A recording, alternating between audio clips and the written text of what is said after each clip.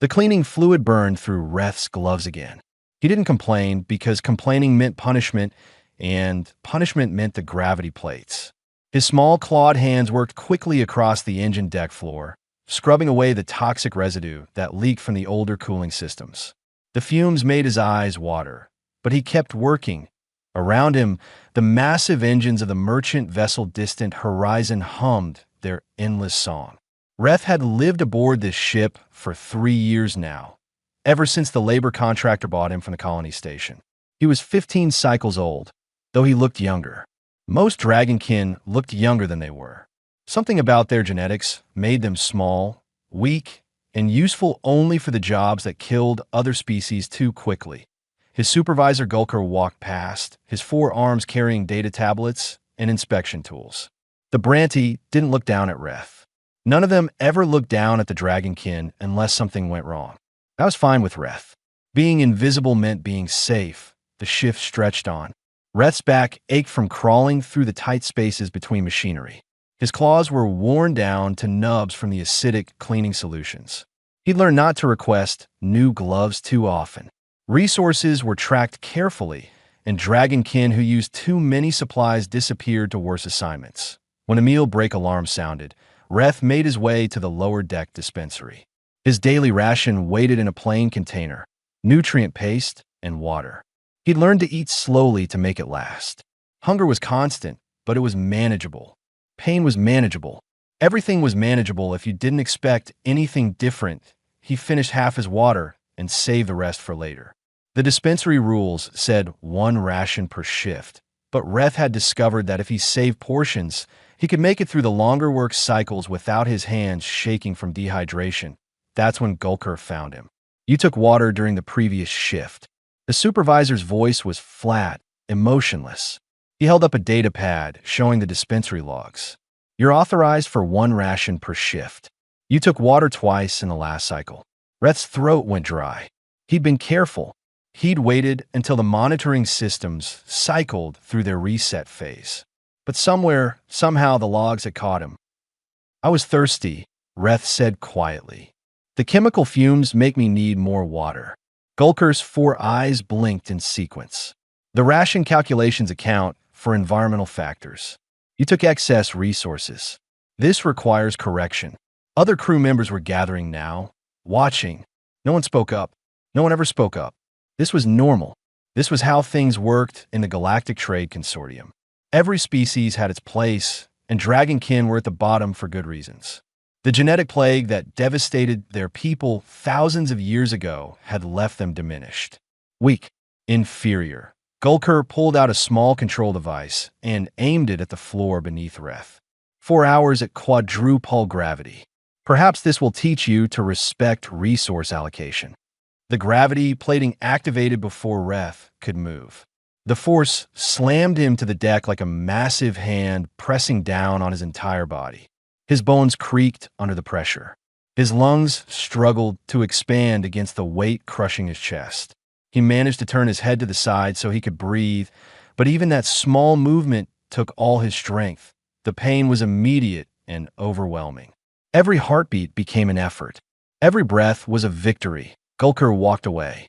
The other crew members returned to their meals. The dispensary cleared out until Reth was alone on the floor, pinned by artificial gravity that would slowly damage his internal organs if left on too long. For hours. He'd survived this before.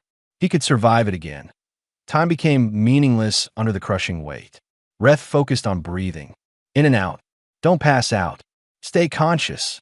If you pass out, they might not turn it off at the right time, and then you die. Just breathe. The shift change alarm sounded. New workers arrived for their rotation. They stepped around Reth without comment. This was normal. The consortium operated on strict hierarchies for good reasons. Millions of species spread across thousands of worlds needed order. The rules kept chaos at bay. The rules kept everyone safe, everyone except the ones at the bottom. Reth heard footsteps approaching. Different footsteps, heavier than most species, but with a strange rhythm. The footsteps stopped near his head. "Hey!" The voice was new, unfamiliar. Why is he on the floor like that? Reth couldn't turn his head to see who was speaking. The pressure was too great. Discipline, someone answered. Another crew member, probably. He stole rations. Stole rations? The new voice sounded confused. He's pinned under gravity that would crush most species. For taking water, he's dragonkin. They need to learn their place. How long has he been like this? 3 hours. One more go. The footsteps moved closer. Reth felt someone kneel beside him, carefully avoiding the gravity field. A face came into view. The being looked strange. Smooth skin, bilateral symmetry, unusual hair growth on the head. The face showed something Reth hadn't seen in years. Concern. This isn't right, the being said. It's policy, the other crew member replied. You must be new here. That's just how we handle the lessers. Humans don't understand consortium protocols yet. I understand that someone's being tortured for drinking water. It's discipline, not torture. The human stood up. Reth heard him walking away and felt a strange sensation. Disappointment. For a moment, he'd thought someone might help. But no one helped Dragonkin. That was the reality. That was the way things were. The shift change completed. Workers moved through their routines. Reth focused on breathing and counting seconds. Not much longer now.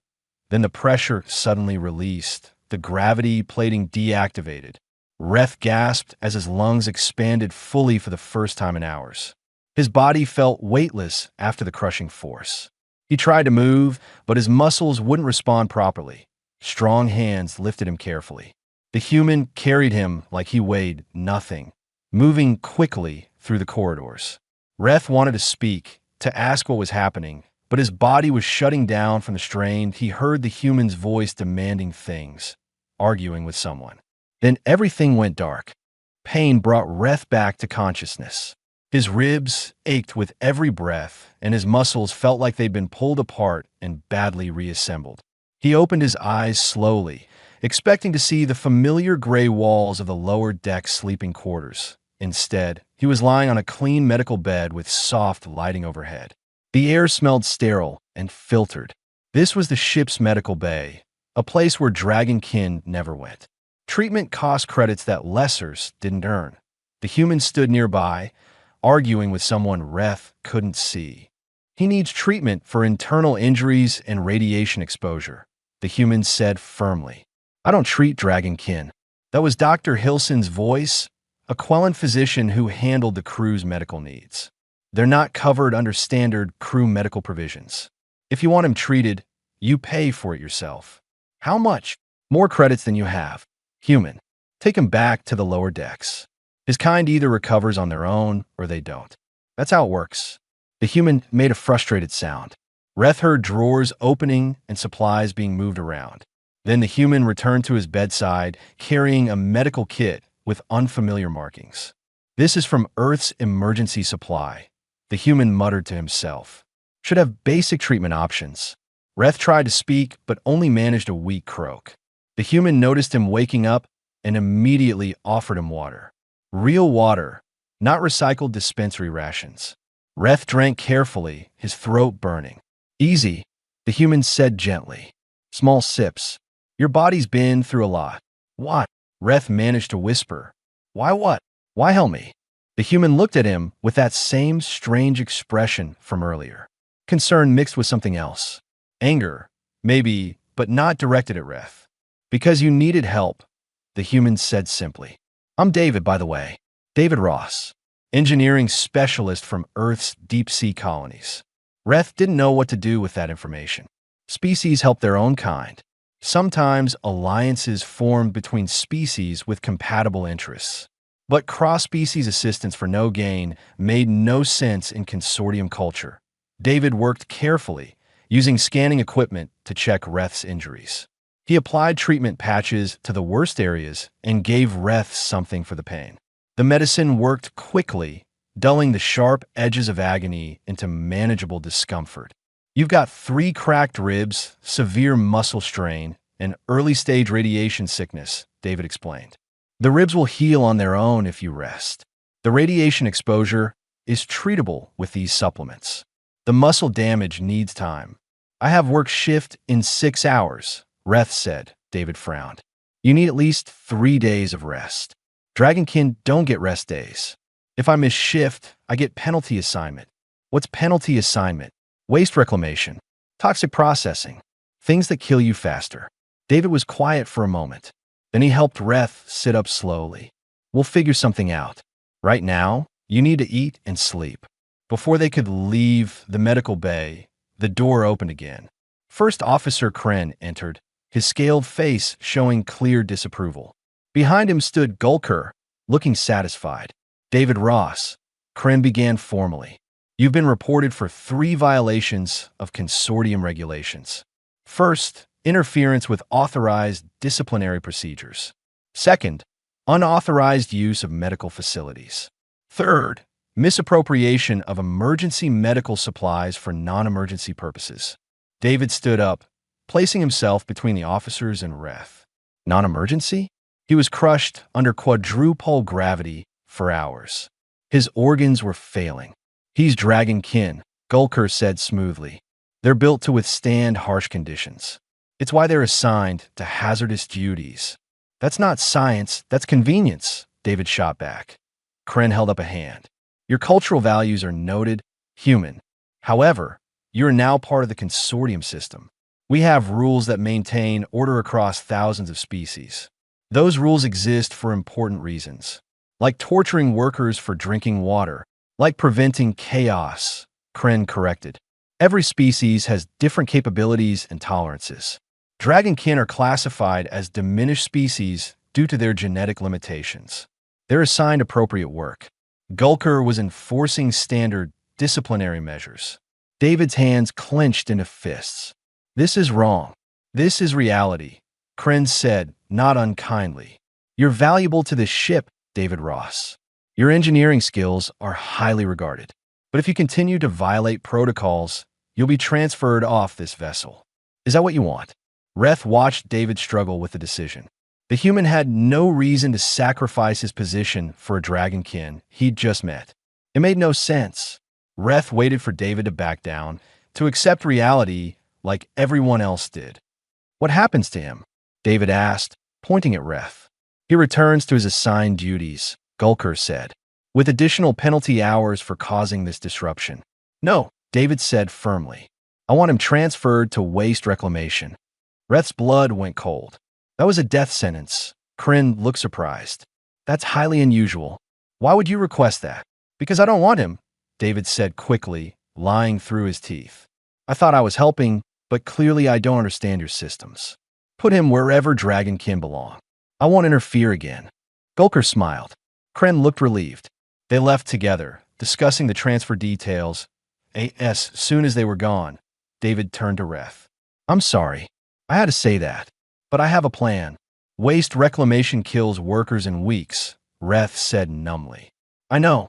That's why you're not actually going there. David pulled out his personal data pad.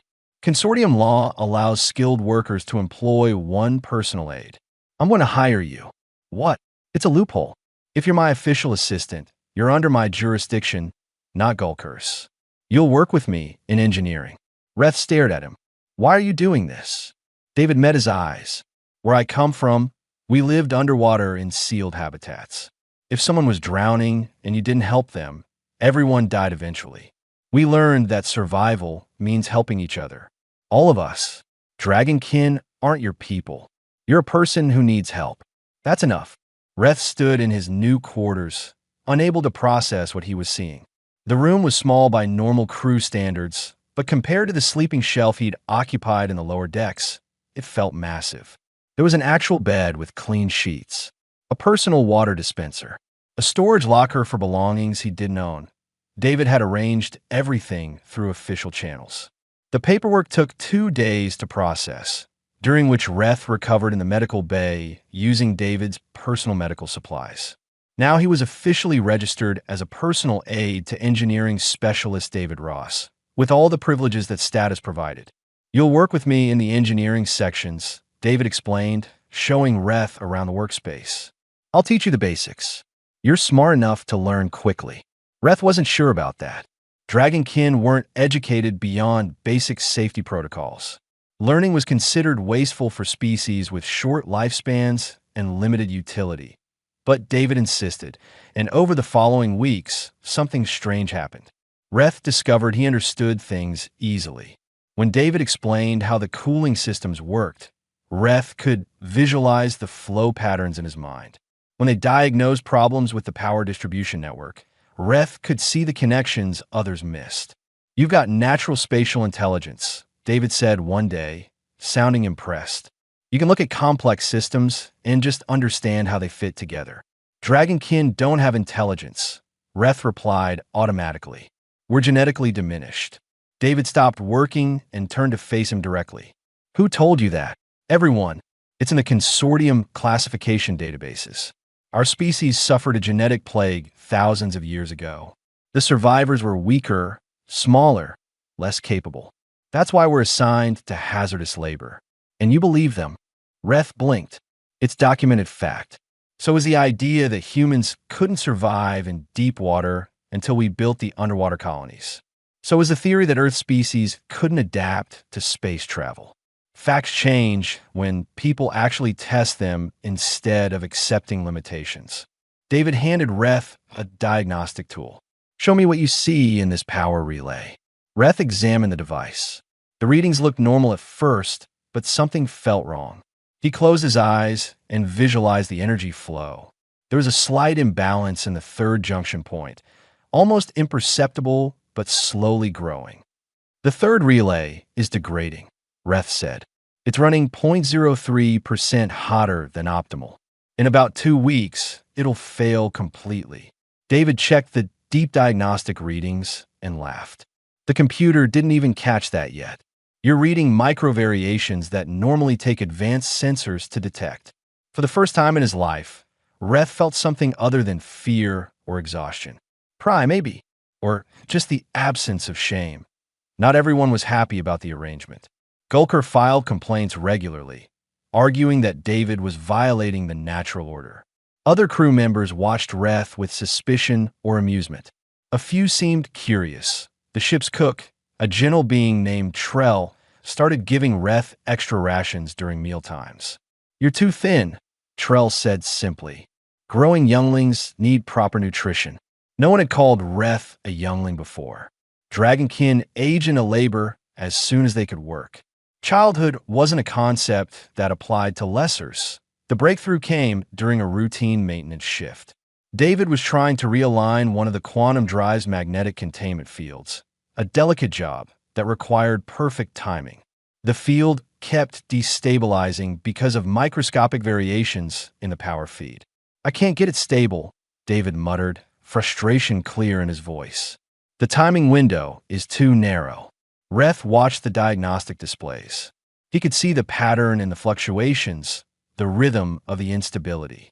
Without thinking, he reached over and adjusted 3 settings simultaneously. The containment field stabilized perfectly. David stared at him. "How did you do that?" "I saw the pattern," Reth said, confused by the question. "The fluctuations weren't random. They were cycling through a repeated sequence. I just matched the correction to the cycle. That's not basic engineering. That's advanced systems analysis. I've been doing this for 10 years, and I didn't see that pattern." Reth felt fear creep back in. Had he done something wrong? Overstep his position, but David was smiling. "You're wasted as an assistant. You should be training as a full engineer. Dragonkin can't be engineers." "Says who?" "The classification system. The regulations. Regulations can be changed. Classifications can be challenged." David saved the containment field settings and flagged them in his report. "I'm documenting this. Your contribution, your skill level, everything." That night, alarms shattered the sleep cycle. Reth jerked awake in his quarters, heart pounding. The emergency lighting activated, bathing everything in red. David's voice came through the communication system. "All engineering staff to stations. The merchant vessel Bright Pioneer has suffered catastrophic damage in the Kellis asteroid field. Survivors trapped, life support failing. With the closest ship." Reth ran to the engineering bay. The crew was gathering, pulling up damage reports and survivor locations. The news was bad. The Bright Pioneer had hit debris while traveling through the asteroid field. Multiple hull breaches collapsed sections, and 12 crew members trapped in an isolated compartment. Rescue teams are 3 days away, Kren announced. The trap crew has maybe 18 hours of breathable air left. David studied the structural diagrams of the damaged ship. The collapsed sections have access points, but they're too small for standard rescue equipment. The corridors are crushed down to less than half a meter in places. The crew looked at each other helplessly. No standard species could fit through spaces that small while carrying rescue equipment. Then everyone turned to look at Reth. He understood immediately.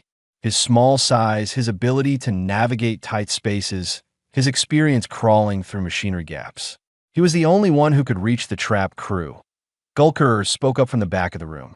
He's Dragon Kin, untrained in rescue operations. This mission requires skilled personnel. David ignored him. Reth, I won't order you to do this. It's dangerous and you don't owe anyone anything. But you're the only one who can reach them in time. Reth thought about the years of being crushed, poisoned, and dismissed. He thought about David lifting him off the floor when no one else would. He thought about Trell giving him extra food and calling him a youngling. He met David's eyes. I can reach them. The distant horizon accelerated toward the disaster site at maximum safe speed. In the engineering bay, David worked frantically to modify equipment for Reth's smaller frame. Environmental suits designed for larger species had to be adjusted. Cutting tools needed to be lightweight enough for Reth to carry, but powerful enough to cut through collapsed structural beams. Inspector Vryn had arrived on the ship 3 days before to evaluate David's treatment of Reth. The Quellan inspector had been reviewing complaints and preparing her judgment when the emergency call came through. Now, she stood silently in the corner, watching everything with her cold, analytical eyes. The suit modifications are complete, David said, helping Reth into the environmental gear. It'll protect you from vacuum and radiation, but it's not rated for heavy impacts. If debris shifts while you're inside, you need to get out immediately. Reth nodded, trying not to show his fear. He'd spent his entire life in dangerous situations, but those dangers were familiar. Cleaning toxic spills, crawling through radioactive machinery, breathing contaminated air. He knew those risks. This was different. This was choosing to go into danger to save others. The Bright Pioneer came into view on the displays. The vessel looked broken, pieces of hull, plating torn away like paper. Atmosphere vented from multiple breaches, forming ice crystals that glittered in the starlight. 12 life signs detected in Section 7. The sensor operator reported. Air quality declining rapidly. Estimated 14 hours of breathable atmosphere remaining. David opened a communication channel. Bright Pioneer survivors. This is the distant horizon. We're sending a rescue specialist through the collapsed sections. Stay calm and conserve oxygen. A weak voice responded. Understood. Please hurry. We have children here. Reth's hands tightened on his equipment pack. Children. The consortium didn't usually allow younglings on merchant vessels. These must be family members of high-ranking crew. Important people. The kind of people who would never notice a dragonkin in normal circumstances. The ships docked carefully. David led Reth to the airlock, running through final safety checks. I'll be monitoring your vital signs and guiding you remotely. If anything goes wrong, you tell me immediately. Your life is more important than the mission. 12 lives are more important than one dragonkin, Reth said quietly. David grabbed his shoulders gently. No, you're not expendable. You're not lesser. You're a person, and your life has value. Don't you dare forget that. Reth wanted to believe him. He'd spent weeks working with David, learning that he could be more than a disposable laborer. But centuries of consortium classification didn't disappear in a few weeks. Deep down, he still believed what he'd been taught. Dragonkin were diminished, genetically inferior, useful only for their ability to survive in conditions that killed other species. Maybe this was what he was meant for. Maybe this was his purpose that he stepped into the airlock. The journey through the Bright Pioneer was like navigating a nightmare. Collapsed corridors twisted at impossible angles. Debris floated in the zero gravity, sharp edges ready to tear his suit. Reth moved carefully, using his small size to slip through gaps that would have trapped larger beings. That David's voice guided him through the communication system. Turn left at the next junction. The structural integrity is better in that direction. Reth followed the instructions, crawling through a space barely wide enough for his body. His suit scraped against torn metal. Warning lights flashed on his helmet display as the outer layer sustained minor damage. Suit integrity at 92%, David reported. Still safe, but be careful. The first survivors were in a partially collapsed storage bay. 3 crew members huddled together, their emergency air supplies nearly exhausted. They looked at Reth with surprise and confusion when he appeared through the debris. "Who are you?" one of them asked. "Rescue," Reth said simply. He activated the cutting torch and began clearing a path to the emergency escape tunnel. The work was slow and dangerous. Each cut had to be precise to avoid causing further collapse. Reth's training with David paid off as he identified load-bearing structures and weak points. One by one, he guided the 3 survivors to safety. "9 more to go," David said. "The largest group is in the sealed compartment. But Reth, your radiation exposure is climbing. The damaged reactor is leaking.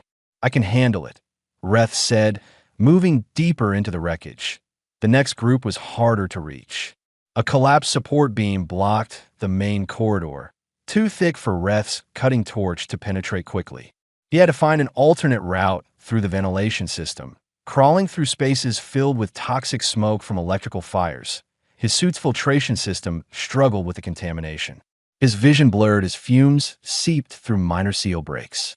But he kept moving, following David's guidance and his own instincts that he found 6 more survivors trapped in an engineering section. Among them was a Branty child, maybe 8 cycles old, crying from fear and oxygen deprivation.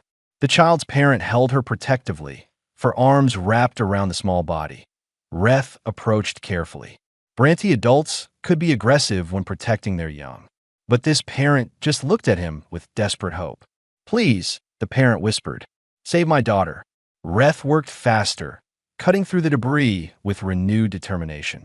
He got the group moving towards safety, the Brandy child clinging to his back as they navigated the dangerous path. The final 3 survivors were in the worst location. The sealed compartment had nearly complete structural collapse around it. The only access point was through a gap created by 2 intersecting beams, and that gap was shrinking as the structure continued to settle that Reth's radiation exposure was now at dangerous levels. His suit integrity had dropped to 78%. David's voice showed clear worry. "Reth, you need to evacuate. Your exposure limits are exceeded. If you stay much longer, the damage will be permanent." Reth looked at the gap leading to the final survivors. He could see them through a small opening, their faces pale with oxygen starvation. One was barely conscious. 3 more, Reth said. "I can reach them, not without killing yourself. I'm Dragon Kin. We're built to survive harsh conditions, remember."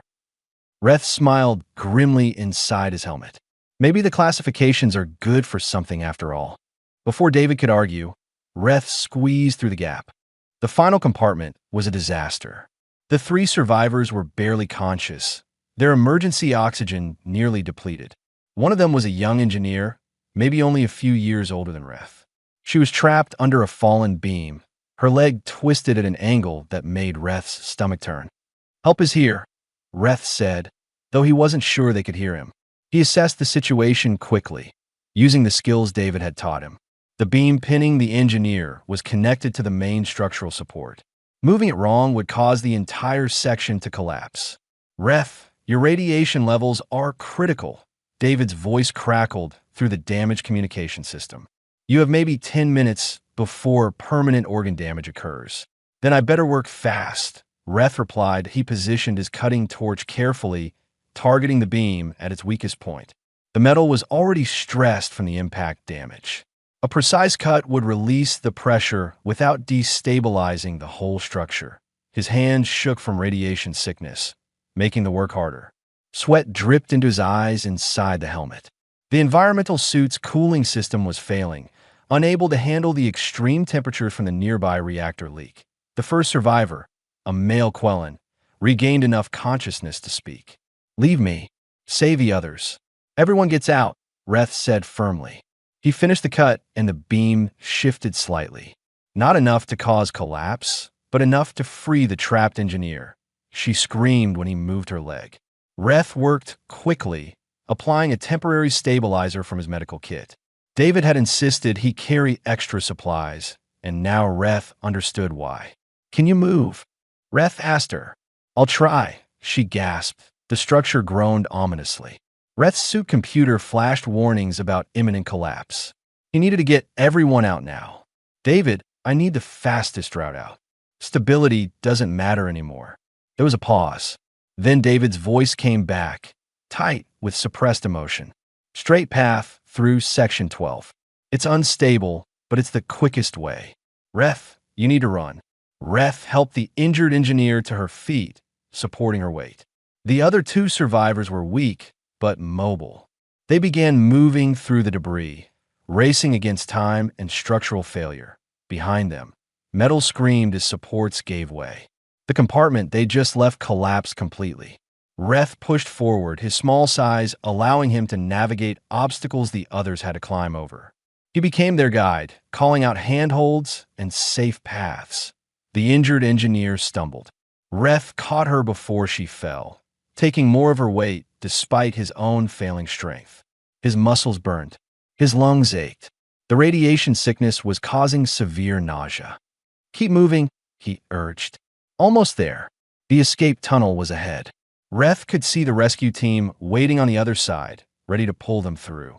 Just a few more meters, that's when the secondary collapse began. A massive support beam tore free from the ceiling, falling directly toward the group. There was no time to dodge. Reth did the only thing he could. He shoved the injured engineer forward, pushing her into the arms of the rescue team. The beam caught Reth across the back, slamming him to the floor. His suit ruptured completely. Alarms screamed as vacuum and radiation flooded in. Pain exploded through his body as bones cracked under the impact. He heard David screaming his name through the failing communication system. Heard the rescue team rushing forward. Felt hands grabbing him, pulling him free. Then everything went dark. Reth woke to absolute silence. No engine hum, no voices, just steady beeping from medical equipment. He tried to move and immediately regretted it. Every part of his body hurt. "Don't move." That was David's voice, rough from exhaustion. "You're in the medical bay. You've been unconscious for 2 days." Reth's eyes adjusted to the dim lighting. David sat beside the bed, looking terrible. Unshaved, eyes red from lack of sleep. Still wearing the same clothes from the rescue. "The survivors?" Reth managed to ask. "All 12 alive. The engineer you saved last is recovering in the next room. Her name is Sarah. She keeps asking about you." David's voice cracked slightly. "You saved them all, Reth. Every single one. My job." Reth whispered. "No, your choice. There's a difference." David leaned forward. "The doctor said you shouldn't have survived. The radiation exposure alone should have killed you. The impact damage was catastrophic. But you're still here. Dragonkin are hard to kill. You're hard to kill because you're strong. Not because of your species classification. Because of who you are." The medical bay door opened. Inspector Vryn entered, carrying a data pad. She looked at Reth with an expression he couldn't read. "The rescue has been documented," she said formally. 12 lives saved, including 3 classified as high-value consortium personnel. Statistical analysis indicates 0 probability of success using standard rescue protocols. Your contribution was essential. Reth waited for the other part. The part where she explained that he'd still be classified as diminished, still be returned to hazardous labor, still be considered lesser. But Vryn surprised him. "I've filed a report recommending immediate reclassification of your status to provisional skilled labor. Furthermore, I'm proposing a pilot program for Dragonkin technical training initiatives." "What does that mean?" Reth asked. "It means the regulations can be changed when evidence demands it. You've provided substantial evidence." Vryn's expression softened slightly. "It also means I was wrong. I've spent decades enforcing classifications without questioning their accuracy. You made me question them." She placed the data pad on the side table and left without another word. David smiled. "Do you understand what just happened? You didn't just save 12 lives. You started changing the system." Reth thought about all the dragonkin still working in toxic environments, still being crushed under gravity plates, still being treated as expendable. 12 saved lives felt important, but the system remained. One rescue doesn't fix everything, he said. No, David agreed. But it's a start, and sometimes that's all you need. A single crack in the wall that everyone thought was solid. The door opened again. This time it was the rescued crew members, led by Sarah on crutches. Behind her came the Branty parent carrying the child Reth had saved. Others followed, filling the medical bay. They brought gifts. Small things mostly. Food, drawings, personal items. The Branty child had drawn a picture of a dragon with wings, soaring above a planet. You gave me back my daughter, the Branty parent said. I owe you everything. Reth looked at the drawing. At the dragon with wings his species no longer had. At the image of something his people hadn't been in thousands of years. Maybe they didn't need wings to fly. Maybe they just needed someone to remind them they could. 3 months passed like a dream Reth kept expecting to end. His recovery took weeks, but unlike before, he recovered in comfort with proper medical care. Dr. Hilson still refused to treat him personally, but other medical staff volunteered their time. The rescued crew members visited regularly, bringing food and company. When Reth finally returned to work, everything had changed. He wore an official engineering uniform with his name printed on the chest. His quarters remained private and well-maintained. Most importantly, Gulker was gone, transferred to another vessel after being caught attempting to sabotage Reth's work. The replacement supervisor, a quiet being named Morris, treated Reth with professional respect. Not friendship, not special treatment, just basic dignity. That alone felt revolutionary. I need you to check the starboard coolant systems, Morris said during morning assignments. David mentioned you're good at spotting early degradation. Reth nodded and headed to the engineering section. Other crew members no longer avoided him. Some even asked his opinion on technical problems. It felt strange being visible in a positive way instead of just being noticed when something went wrong. David found him later, working on a power distribution panel. How's it going? Found 3 potential failures, Reth reported. All early stage. Should be easy fixes if we address them now. That's going in my report to the chief engineer. David grinned. You're making me look good by association. They worked together in comfortable silence for a while. Over the months, they developed an easy partnership. David taught and Reth learned, but increasingly Reth was teaching David things too. Different perspectives on problems, alternative solutions that David's training hadn't covered. The ship's communication system activated. Engineering specialist David Ross and assistant Reth, please report to the captain's ready room. They exchanged glances. Formal summons were rarely good news. Captain Ferris sat behind his desk, looking uncomfortable. Beside him stood Inspector Vryn, who had returned to the ship that morning. Please sit, Ferris said. Reth remained standing. Sitting in the captain's presence felt wrong for someone of his status. David noticed and stayed standing too, in solidarity. Vryn spoke first. I've received responses to my reclassification proposal. The Consortium Council has approved a limited pilot program. 5 merchant vessels will be selected to implement Dragonkin technical training initiatives. The Distant Horizon is one of them. Reth's heart pounded. This was real. Actually real.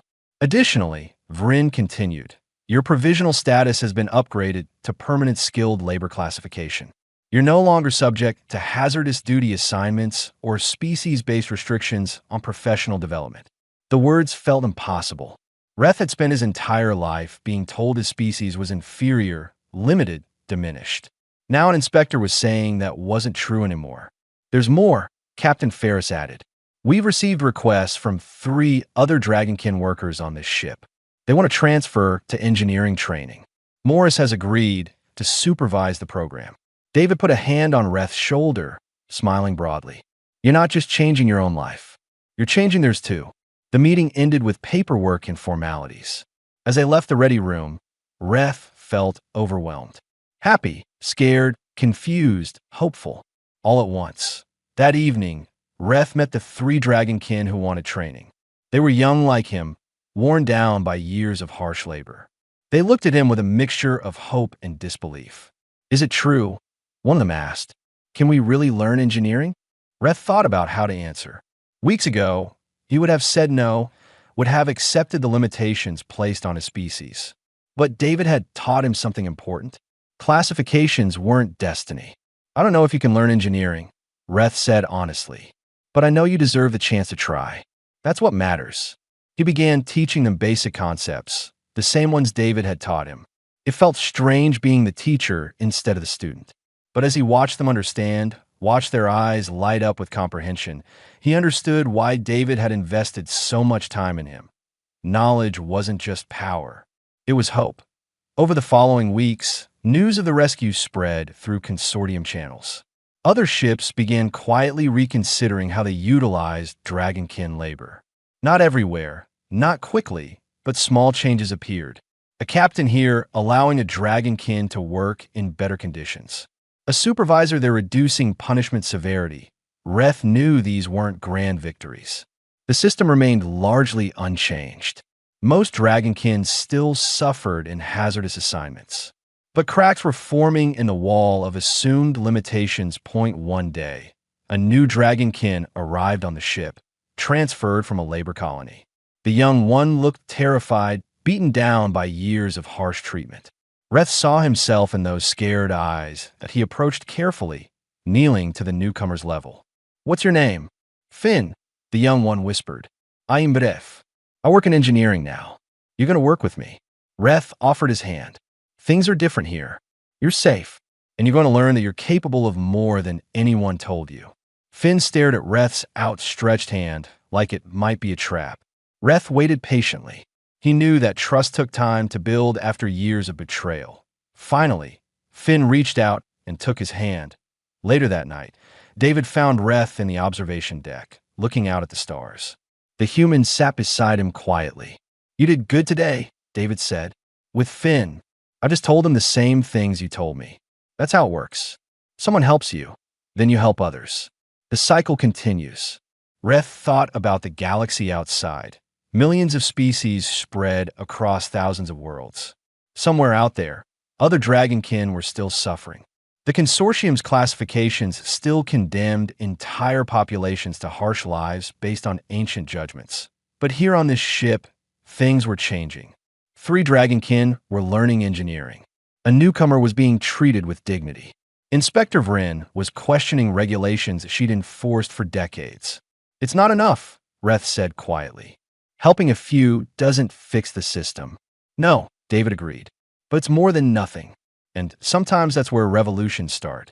Not with grand declarations, but with small acts of recognition. Someone seeing worth where others see none. Someone lifting up another when they've been forced down. David stood and stretched. The galaxy hasn't changed, Reth. But you have. And everyone you help changes too. Eventually, that adds up to something bigger. After David left, Reth remained in the observation deck, watching the stars slide past. He thought about the dragon boy who'd been crushed under gravity plates for taking water. The one who'd believed he was genetically inferior and deserved his suffering.